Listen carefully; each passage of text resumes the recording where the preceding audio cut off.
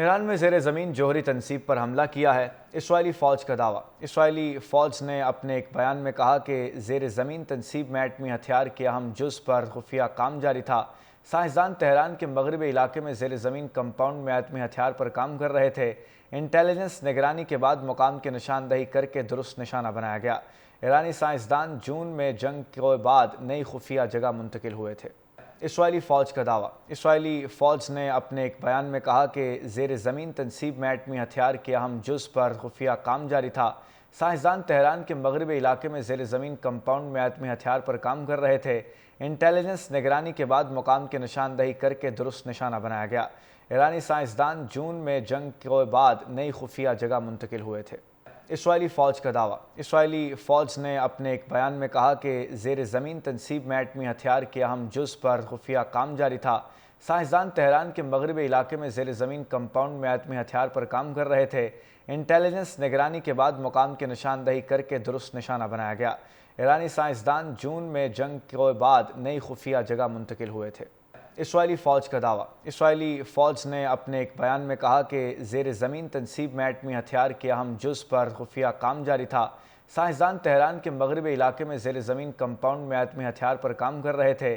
Intelligence نگرانی کے بعد مقام کی نشاندہی کر کے درست نشانہ بنایا گیا۔ ایرانی سائنسدان جون میں جنگ کے بعد نئی خفیہ جگہ منتقل ہوئے تھے۔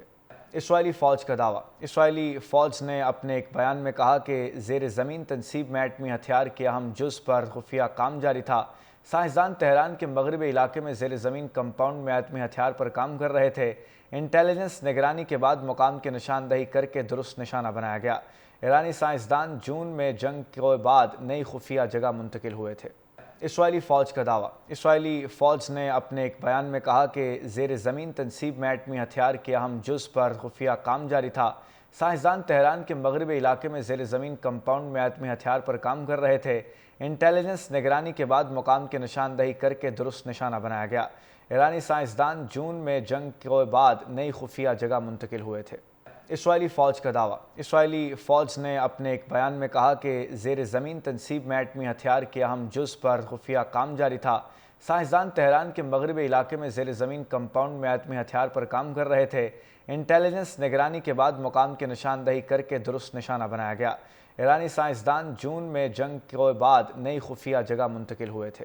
اسرائیلی فوج کا دعویٰ۔ اسرائیلی فوج نے اپنے ایک بیان میں کہا کہ زیر زمین تنصیب میں ایٹمی ہتھیار کے اہم جز پر خفیہ کام جاری تھا۔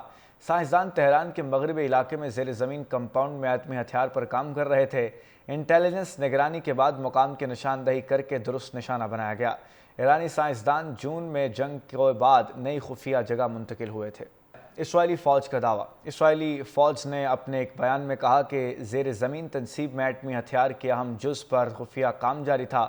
سائنسدان تہران کے مغربی علاقے میں زیر زمین کمپاؤنڈ میں ایٹمی ہتھیار پر کام کر رہے تھے۔